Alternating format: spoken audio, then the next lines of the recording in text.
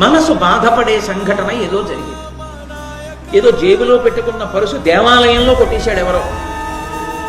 అరే దేవాలయంలో పరుసు పోయిందిరా, బాధపడింది, మనసు బాధపడింది. వెంటనే బుద్ధి చేత నువ్వు ఆలోచన చేస్తే నీకో సంతోషం కలుగుతుంది. నీ జేబులోని పరుసు, నువ్వు ఆ పరుసులోని డబ్బు కూడా ఎవరివి?